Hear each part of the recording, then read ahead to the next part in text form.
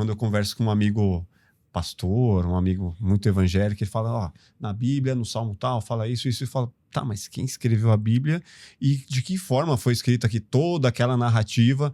Não é uma forma de colocar um certo medo e de alguma forma doutrinar para que até as pessoas não façam grandes merdas. Não acho que é um livro do mal, mas de alguma forma foi escrito ali para te colocar na linha e de você ter medo de certas coisas. Qual que é a sua visão da Bíblia em si? Cara, você... É bom assim, a gente tá aqui conversando, você que dá o norte ali para eu poder falar. Eu não falaria sem você me mostrar que eu posso falar sobre isso. Mas ultimamente eu venho me questionando exatamente nisso. Eu venho tendo contato com canais, com pessoas que falam muito sobre isso, e elas trazem razão, trazem lógica ali, luz, elas não desrespeitam a fé, elas não falam você não deve acreditar. Elas só falam assim, acredite, mas como uma ferramenta de fé, e não tente justificar isso de uma maneira científica ou racional ou lógica. Não dá. Não dá para você falar assim, isso é mais verdade que isso, porque sim, porque não. Vai cair num momento que você vai estar falando de vozes na sua cabeça. E aí não dá para eu ouvir as vozes na sua cabeça. Na Bíblia, existem histórias incríveis, inspiradoras, muito maravilhosas. Existem histórias pesadas, contradições entre ela mesma, dentro da própria Bíblia existem contradições. Então, ninguém segue 100% da Bíblia, é impossível, porque se a pessoa seguir, ela não vai nem estar assistindo esse podcast, porque tem regras e regras e regras. Agora, o que você falou foi o principal, mais importante, a ferramenta do medo. A ferramenta do medo não é um privilégio da Bíblia, é um privilégio das religiões. As religiões, como ferramenta social, nascem não para religar a Deus, como todo mundo fala, religião, religar, vamos nos conectar com o divino. Não, nasce para um grupo de homens, seja qualquer religião, tá?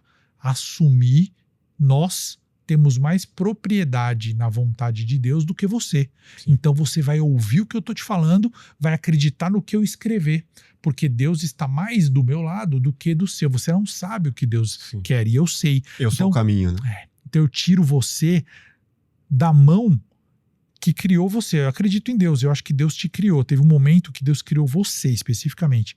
E ele, imagina, um momento que Deus te criou seu espírito. Foi um momento seu e dele. Coisa mais perfeita do universo. E ele me criou também, e eu tive o meu momento, e criou cada um de nós. E aí não pode chegar um outro ser humano e falar, eu sei, ou eu estou mais próximo. Você não morreu ainda, você não tem, cara, você não tem nada. Inclusive, eu não posso nem falar assim, cara, antes de vir pra cá eu vi Deus, e ele falou pra eu te falar um negócio. Eu não posso falar isso, nem que eu tenha visto. Por quê? Porque tudo é passível de explicação científica, ou pelo menos questionamento. Então, assim, tem visões de santos que já foram questionados sobre isso. Pô, histeria coletiva. Então, não existe nada que você fale assim, isso é comprovado. Isso é. E por conta disso, na religião, estou dizendo só do aspecto religioso, a religião foi usada há muito tempo como ferramenta. Antes de ter a religião como ferramenta, ou melhor, não foi nem antes, foi meio que concomitante, depois teve a separação de igreja e Estado, os reis poderiam dizer assim, eu sou escolhido de Deus. Isso desde o Egito, lá já era assim, desde o Deus Sol, do Ra. Deus me deu a preferência, então você não pode ir contra mim. E aí o povo com medo acreditava. Só que eu não acho que o contato com Deus possa ser além do pessoal. Eu estudei muito hinduísmo, e o hindu fala isso muito claramente. Eu não sou hindu, tá? Tem muita coisa que eu discordo dos hindus. Assim como eu gosto muito do budismo, e tem muita coisa, o taoísmo também. Mas o hinduísmo fala um lance assim, cara, é Deus e você, né? Não vai ter o seu mestre, o seu guru, é o cara que vai te ajudar a treinar. É que nem eu falar assim, vamos pra academia, o personal vai te dar o shape que você quer. Não, ele vai te conduzir ao shape que você quer. Sim. O guru faz a mesma coisa, porque Deus vai estar com você, não tem como alguém ser o intermediário para Deus. tem sim, porque eu estudei. Não tem, meu amigo, não tem. Desculpa. E aí, sempre que alguém fala, Deus não deixou um livro pra gente, eu falo, não, ele deixou 2. 2 livros. Deus deixou 2 livros que são incontestáveis. E aí são mesmo. Aí você pode trazer quem quiser que eu vou falar. Duvido você questionar isso. Primeiro livro que Deus deixou e é inquestionável, a natureza, que é a ciência. Segundo livro, o cérebro, a razão.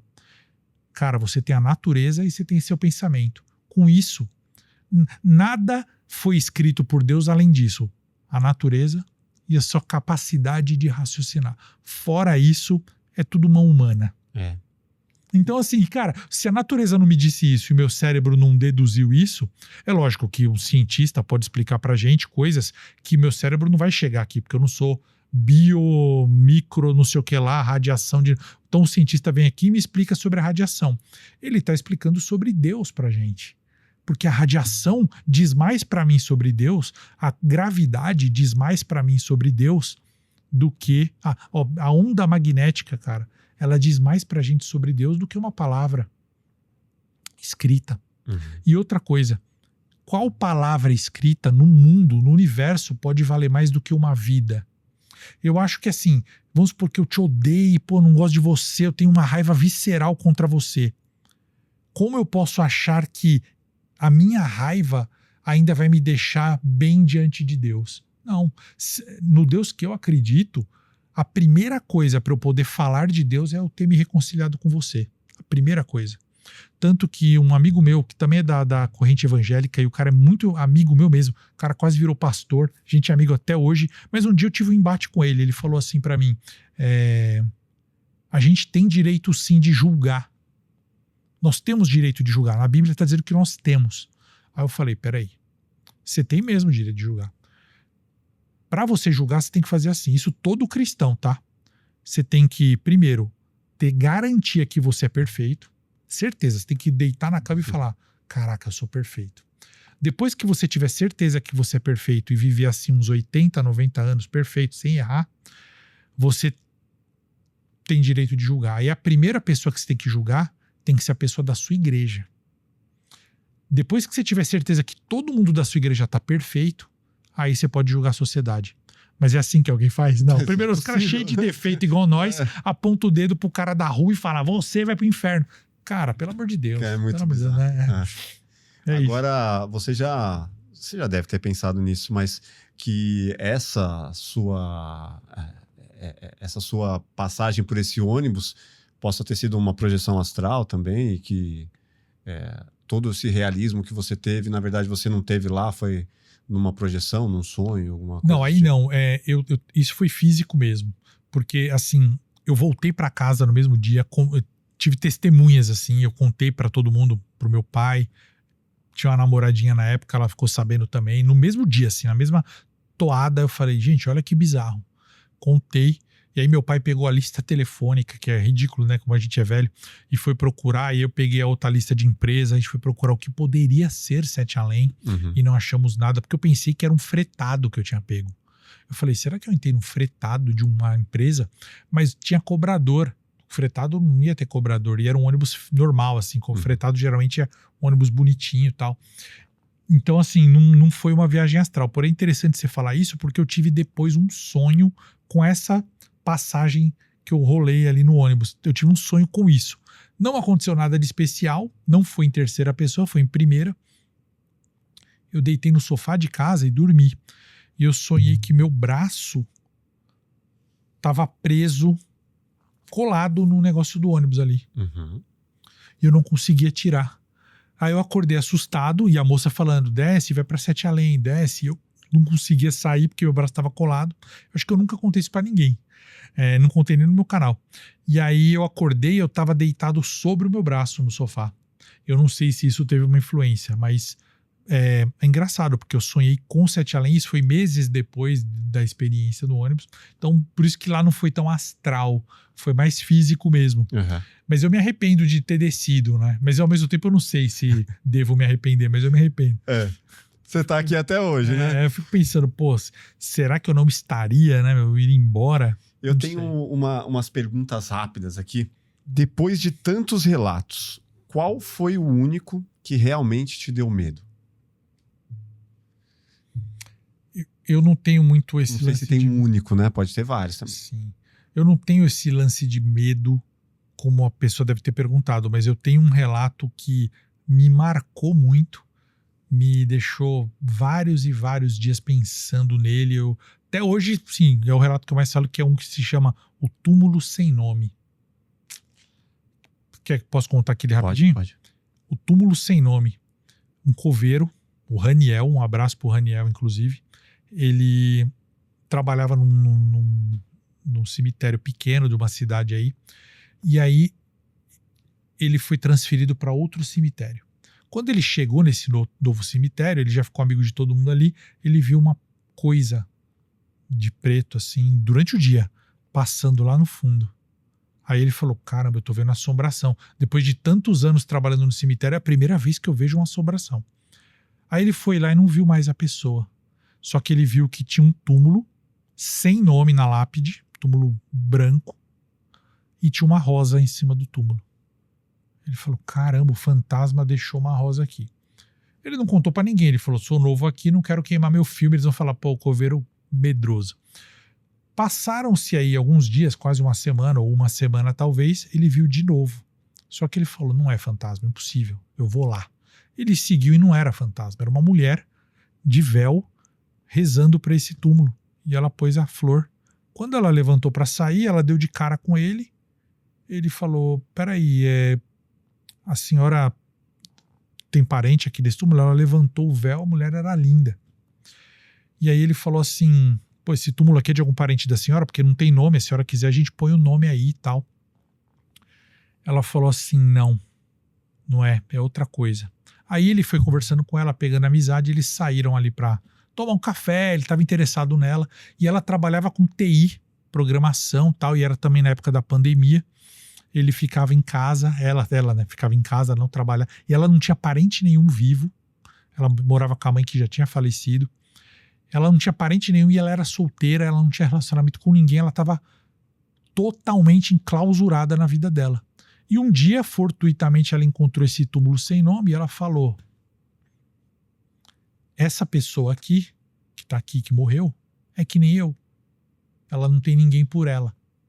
Então ela passou a ir quinzenalmente nesse cemitério, entregar uma flor e rezar, às vezes ela acendia a vela, pela alma daquela pessoa, porque ela falou pro Raniel, pro coveiro, eu quero que essa pessoa que morreu aqui, que tá aqui, saiba, lá no céu, que ela tem alguém por ela, que ela tem alguém que gosta dela, alguém que dedicou energia, amor para ela lá no céu.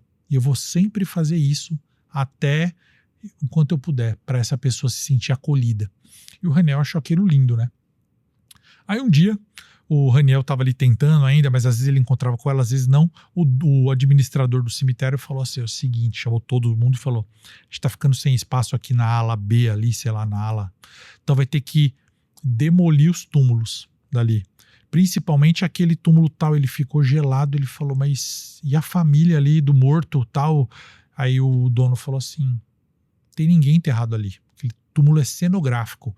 Teve uma empresa que queria gravar uma cena de uma novela, um canal que queria gravar, eles construíram, gravaram e eu deixei lá, porque é muito bem feito, gravaram a cena de uma novela, que a viúva se jogava em cima, mas não tem ninguém sepultado ali, então nós vamos precisar daquele espaço, o Raniel, derruba aquilo. Aí ele falou, cara, se eu derrubar aquilo e a mulher chegar, ela vai ficar doida. Uhum. Eu tenho que falar com ela.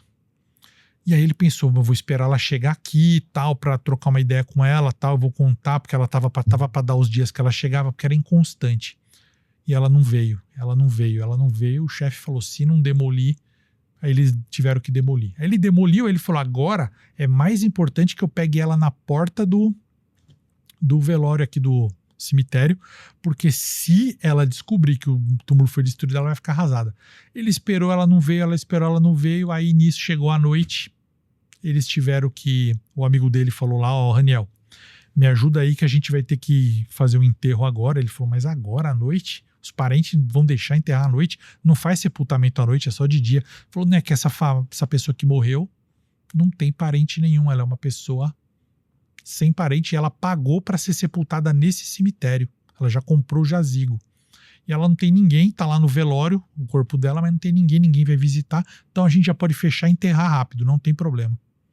Tá tudo registradinho. E quando ele foi lá no velório, era ela que tinha acabado de falecer no dia anterior, condição cardíaca que ela já tinha até falado para ele que ela estava em tratamento. E ela morreu. Caralho.